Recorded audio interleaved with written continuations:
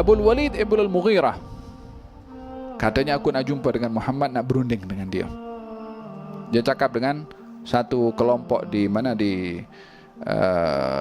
Mekah berhampiran dengan Ka'bah, ada kelompok-kelompok Quraisy yang duduk di situ, dan Abul Walid bin Mughirah, saya ingat, yang ingin berjumpa dengan baginda Rasulullah untuk menawarkan untuk negotiate dengan baginda Rasulullah agar Nabi berhenti dalam berdakwah dengan tawaran-tawaran yang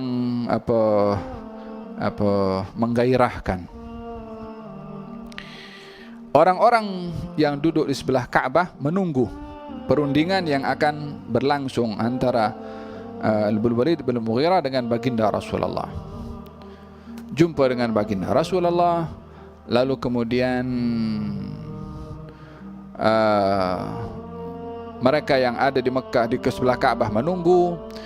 Kemudian bertemulah berdua dengan baginda Rasulullah, lalu ditawarkan oleh Abul Walid bin Mughirah, katanya, kamu ini adalah keluarga kami, yakni hubungan kami ini dengan kamu adalah dekat, satu family. Yang berlaku kepada engkau ini dengan ajakan engkau kepada orang, kalau engkau menginginkan daripada usahamu ini, menginginkan harta, kami jadikan engkau orang yang berharta, namun berhentilah untuk berdakwah.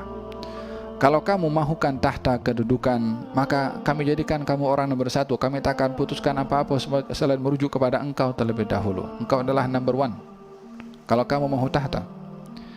Kalau kamu mau perempuan, kami jadikan perempuan yang paling cantik. Kalau engkau adalah orang yang sakit, terkena jin atau apa dengan berlaku kepada engkau, kami cari dokter yang terbaik untuk kasih obat kepada engkau. Tawaran demi tawaran,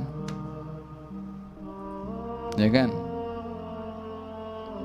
Tawaran ditawarkan Abul Walid bin Mughirah lebih kurang itu juga yang ditawarkan oleh orang-orang zaman sekarang kalau menginginkan sesuatu. Ya duit, ya kedudukan, ya perempuan.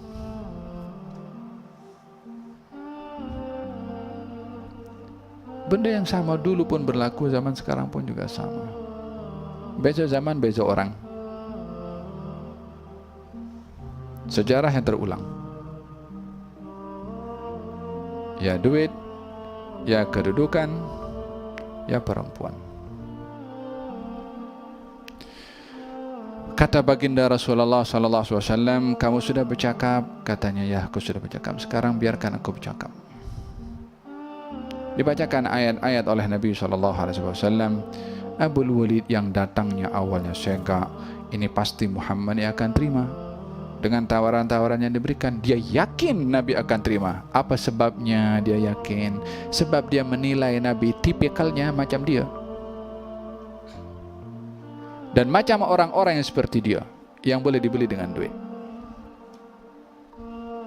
Selagi orang itu boleh dibeli prinsipnya dengan duit, maka tak ada marwah bagi seseorang tersebut kalau boleh dinilai dengan uang.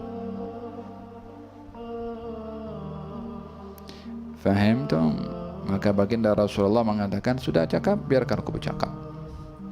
Dibacakan ayat-ayat Al-Quran oleh Nabi SAW, yang pada akhirnya Abul Walid tunduk mendengarkan indahnya bacaan. Sampai pada akhirnya Abul Walid tak tahan mendengar bacaan Rasulullah ketika ayat yang dibaca menyentuh tentang azab. Seakan-akan azab itu dekat kepada dia, karena bacaan yang dibaca oleh Nabi tentang dahsyatnya itu azab, seakan-akan azab itu akan kena kepada dia saat itu. Maka dipegang mulut Nabi SAW, cukup dah, cukup, khalas, hasbuk. Dia keluar dalam keadaan pucat. Tadi kelompok yang duduk sebelah Ka'bah itu sedang menunggu. Nampak keluar daripada pertemuan dengan Rasulullah, nampak pucat. Apa dah jadi dah? Tadi datang segak, keluar dah pula pucat. Katanya, wahai kaum, aku ini penyair. Aku dah dengar mana-mana syair di mana-mana tempat, tapi yang dibawa oleh Muhammad ini bukan syair,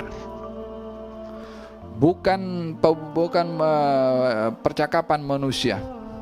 Ada sangat indah kata-katanya, disifatkan bacaan baginda Rasulullah, ayat-ayat Al-Quran dipuji oleh Abul Walid ibn Mughirah. Apa kata orang-orang itu mengatakan? Kamu pun kena sihir dengan Muhammad. La ilaha illallah. Mahalnya hidayah kalau orang itu dapat hidayah. Kalau nampak orang-orang macam ni hidup di zaman Nabi, tengok Nabi, nampak Nabi, mukjizat Nabi jelas di hadapannya, namun enggan beriman. Walihada ketika ada ba'd tabi'in, orang-orang tabi'in atau tabi' tabi'in berkata, andailah kalau kita hidup di zaman Nabi, seronok kita boleh nampak Nabi, boleh tengok Nabi, boleh bersama dengan Nabi. Kata sahabat, kamu jangan bercakap begitu, karena kamu tak tahu kalau hidup di zaman Nabi kamu berada di saf yang mana satu. Adakah dalam saf golongan orang-orang beriman seperti para sahabat, atau sebaliknya macam Abu Jahal dan Abu Lahab? Dan cabaran yang dihadapi di zaman baginda Rasulullah kepada para sahabat bukan ringan, besar, berat dihadapi oleh mereka.